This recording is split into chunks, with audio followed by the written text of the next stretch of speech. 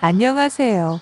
예로부터 전해오는 아름다운 설화나 민담을 알아보는 이야기 저야기입니다. 오늘부터는 조선 전기의 최고 기생이자 조선 최고의 여류 시인으로 꼽히는 황진이 이야기를 전해드리고자 합니다. 오늘은 제1화로 황진이가 20살이 되면서 황진이를 명월관에서 처음 품은 사내 양곡 이야기를 해볼까 합니다. 때는 1535년, 당시 명월 황진이가 20살이 되었습니다. 기생된 지 만 5년이 되는 해죠. 명월은 어느새 현재 개성인 송도를 넘어 한양의 사대부와 한량들에게까지 입에 침이 마르도록 회자되었습니다. 상림춘과 관홍장, 소춘풍 등과 황진이가 당대 5손가락에 들어가는 명실상부한 명기반열에 올랐대요. 그 중에서도 명월이 단연 빼어난 미모와 경국지색의 아우라에 시를 비롯하여 서, 화, 노래, 춤, 시조 등에 뛰어났으며 고려의 맥을 잇는 검은고의 명인으로 독보적 존재로 인정받고 있었습니다. 나라의 이름난 한량 등과 풍류를 즐기는 고관대작들도 명월과 풍류를 즐기러 송도로 발길이 바쁜 시대였죠. 하지만 명월과 만리장성을 쌓으며 화촉동방의 기회를 얻기란 그야말로 하늘의 별 따기보다 더 어려웠답니다. 그러다 보니 개성유수를 통해 기회를 잡으려는 눈치 빠른 인사들도 있었는데요. 당시 개성유수는 이귀령, 미지였습니다. 미지는 문정왕후의 외삼촌으로 여러 도의 관찰사를 거쳐 40대 초반의 개성유수로 부임하였습니다. 풍류를 즐기지만 그에겐 어린 동기가 있어 명월에게 무리한 접근은 하지 않고 있었죠. 오히려 지방 토호 세력을 대하듯 서먹서먹하게 분위기를 잡았답니다. 그런 와중에 소세양 얘기가 나왔는데요. 네, 오늘 너를 보자 한 것은 간곡한 부탁이 있어서다. 명월은 유수의 부탁이란 말에 짐짓 놀라는 표정을 억지로 숨기며 네, 유수대감. 무슨 말씀이신지 하명하시지요. 라고 고개를 숙여 보였습니다. 한시의 한 종류인 율시로 명나라와 일본 사신을 영접하여 문명을 떨치시고 특히 대명 외교의 성과를 올려 임금의 총애를 받으시는 분이셔. 송설체에 뛰어났으며 효자에다 풍류에도 남달라 화담. 화담은 서경덕의 호랍니다. 화담 스승을 뵈러 온다고 했으나 실은 명월의 화려한 소문을 직접 확인하고 싶어 내려오셨어. 유수는 입에 침이 마르도록 양곡을 치켜 세웠습니다. 양곡은 소세양의 호입니다. 목이 타는지 자작으로 술을 따라 단숨에 마신 후 너도 한 잔 하려무나라고 말한 후 스스로 따라 술잔을 건넸습니다. 아니옵니다.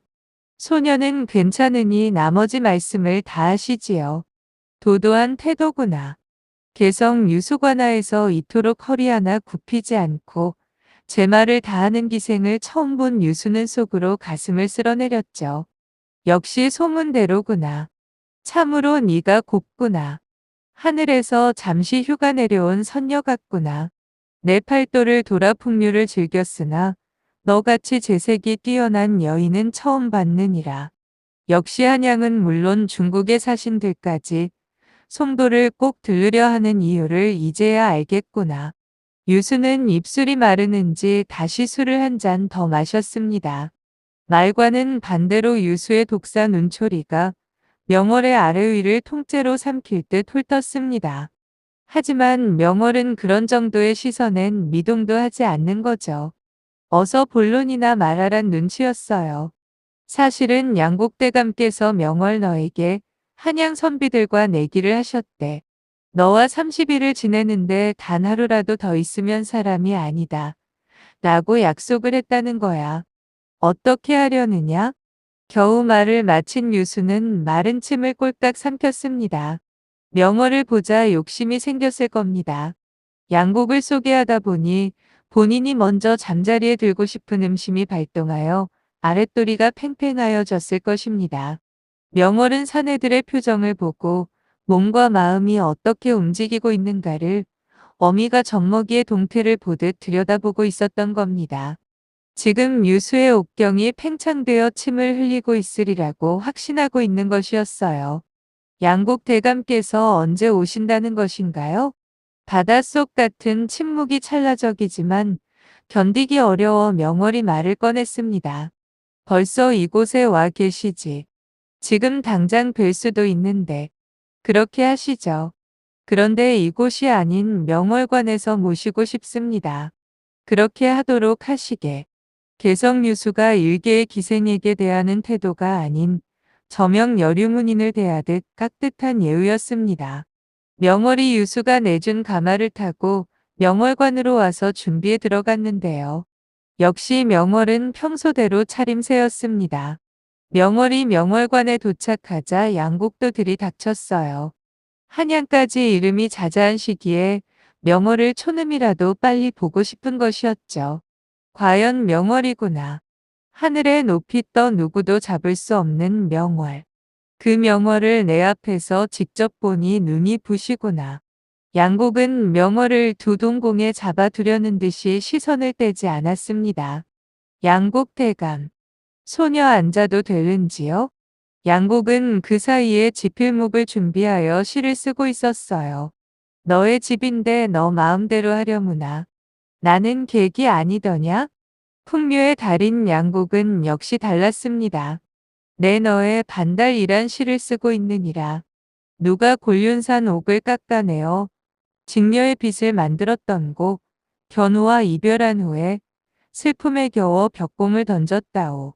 송설체의 대가답게 힘이 있고 아름답게 티 하나 없는 박숙 같은 한지에 썼습니다. 소녀도 양곡대감의 시를 외우고 있습니다. 모래벌에 뜬 달을 사랑하나니 한밤의 술잔 멈추고 앉아보네. 강물은 씻은 거울처럼 밝게 비치고 은하수는 구름 한 점 없구나. 울어대던 귀뚜라미 소리 그치고 아득히 들려오는 하계 울음.